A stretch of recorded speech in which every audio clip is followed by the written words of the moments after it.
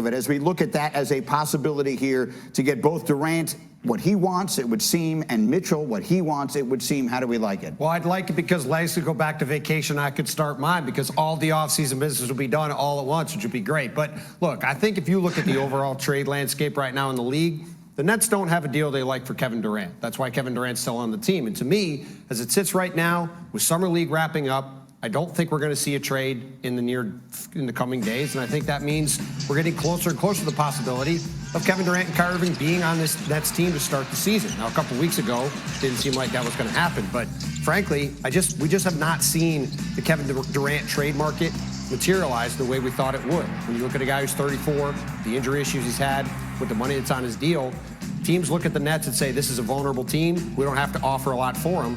The Nets are saying, we've got Kevin Durant. We're not going to give him up unless we get a haul like Donovan Mitchell, Mikal Bridges, and Miles Turner. So to me, if a deal like that could come together, sure, the Nets would do it. Right now, they don't have that, and that's why we're sitting where we're at. Right, and you put these 4 teams on the screen, and I like it. I mean, yesterday, Brian Windhorst said it's hard enough to get 4 people to agree on where to have dinner. Now you're trying to get 4 teams to come together on a trade where they're all reshaping their future. It's complicated, but that doesn't mean it can't happen. Bontemps does bring up, though, Legs, the possibility I've been talking about since I came back from my vacation, which is you're the Nets.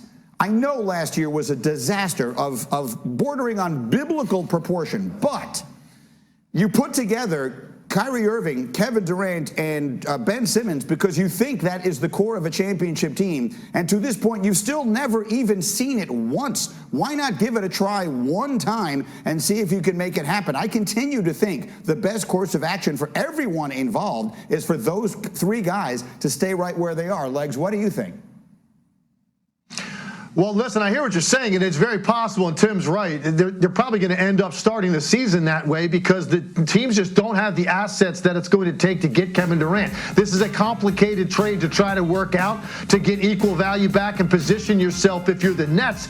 And if I'm Sean Marks, all I'm worried about is the Brooklyn Nets. I'm not trying to appease Kevin Durant or Kyrie Irving and trying to capitulate to their desires and needs and where they want to play. I'm not making a deal until I reload and restock my cabinet, so to speak, so I can move forward and hopefully contend in the near future. So there's a very likelihood that Kevin Durant and Kyrie Irving are in Brooklyn to start the year. To answer your question, why not do that? Because there is no situation more untenable in sports than having superstar NBA players that don't want to be there and have made it clear they don't want to be there. Now, I don't doubt that Kevin Durant will show up and play hard and try to win and compete every night, but how long does that go on if he has made it clear he wants to be traded? Can he make it to the trading deadline next season? I don't know. Is it likely to go a month and then things going to start to go off the rails when you have a 4-game losing streak? I don't know the answer to that question. Clearly, that's the most talented team you can field to try to go out and win. I just don't know that NBA teams proceed that way once you know your star players don't want to be there.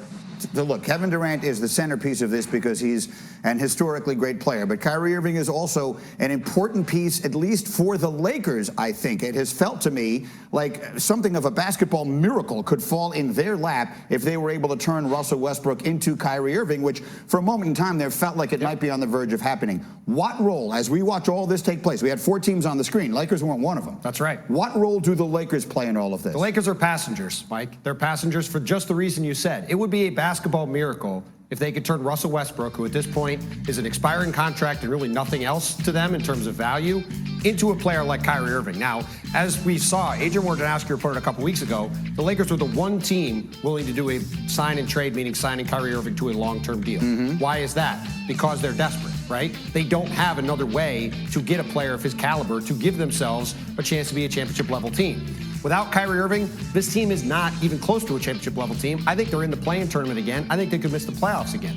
So, yes, obviously it would be fantastic if they could get Kyrie Irving, but they're not going to be able to get Kyrie Irving with what they've got unless the Nets decide to blow this thing up. Because to me, as long as Kevin Durant is on their team, the Nets are going to hold on to Kyrie Irving and see if this thing is going to work, because while Kevin Durant's there, to your point before, the Nets have a chance to be an excellent team if they can actually get everybody on the court. No, I agree. If they have Durant, they can't trade, or they shouldn't trade away Kyrie Irving. If they do trade away Durant, then of course you trade away Kyrie Irving. And that's where the Lakers come Very quickly, Legs, if I could, on the Lakers there. If you put together a core of LeBron, Anthony Davis, and Kyrie Irving, and I know the huge if in all of this is they're all healthy when we get to playoff time. But if they are, is that a legitimate title contender? Quickly. Yeah, I think they're a title contender. You add that kind of talent to the mix, but here's the key. Will they play enough games to have a decent seed in the regular season? That's the problem with LeBron and AD at this stage of their career, and even Kyrie Irving. And try to come out of the 6 or 7 spot maybe in the Western Conference, that might be tough to win 3 straight series on the road as good as the West is. But I think it'd be silly to not think could contend if you add Kyrie Irving to LeBron James and Anthony Davis. Okay, let me put the pick bars up there then very quickly here, and let's just sort of make our predictions. So they're out there for the world to see on Bastille Day, July 14th. Tim Legler, what team, I don't know why I said that, what team will Kevin Durant be playing for next season? Ultimately, in his best interest, I'll answer it that way. It's the Phoenix Suns. I think that's the one place that makes the most sense for Kevin Durant because it's an organization that hasn't won, and he can go do something unique and special. And I think that could hopefully dispel a lot of the negative criticism that he gets if he were to lead a team like that to a championship. Bontemps, what team? I mean, you said Bastille Day because the Nets and Kyrie Irving and Kevin Durant have been trying to burn the league down. But while I agree with Legs that Phoenix is the best situation for Kevin Durant to go to if he goes somewhere else, I think he's going to be on the Nets for the same reason I said before. Being at Summer League the past week, there's just not interest in the kind of package necessary to get him out of Brooklyn. I think he and Kyrie are on the Nets to start the year. It's good knowledge of French history. I also will go Brooklyn just because I think it makes sense. As ridiculous as it sounds, the best chance the Brooklyn Nets have of winning an NBA championship anytime in the foreseeable future is to try and find a way to keep those guys. Could he get back with LeBron James?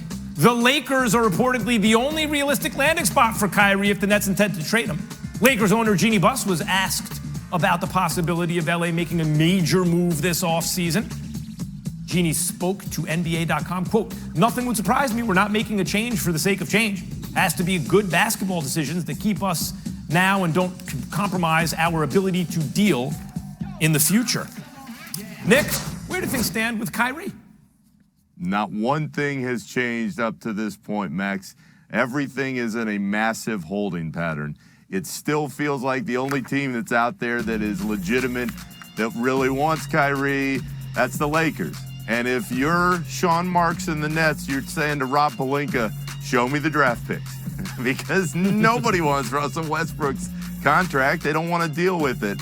And if you have LeBron pushing you, then maybe Pelinka gets a little more desperate as the days play out. But it is a multi-million-dollar staring contest right now. The Nets are saying, all right, you want him bad enough, you want to win, then show us the draft capital. And the Lakers are saying, they don't have any. Right, the Lakers are saying, they're like we're the only team that wants to push anyway. The pockets inside out. There's no money. There's no draft picks. Right, so they have a big problem on both sides.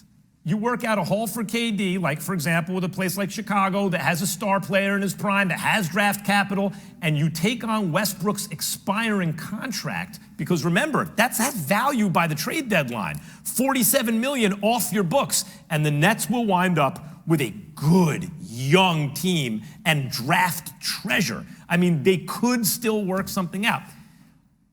Is a trade a foregone conclusion? It sounds like the opposite. That is not a foregone. What's the opposite of foregone? It is uncertain.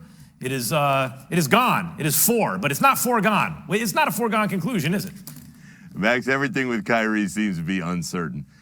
Having been around that group, having watched all the different things that happened with Kyrie in the last 6 months or so, to me, it would be a surprise if the Nets dropped him back into training camp and said, okay, let's go.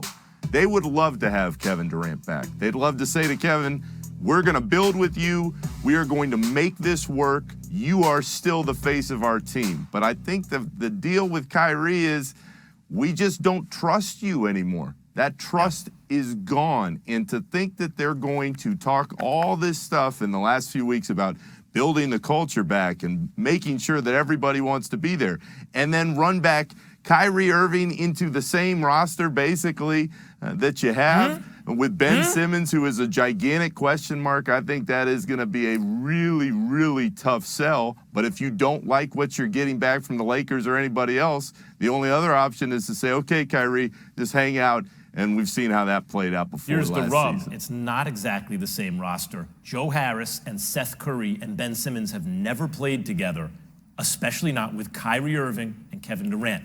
And if they can get healthy, I don't think they can be stopped. I know what that sounds like. I think that's a juggernaut still. You call me naive, but look, he's a great player.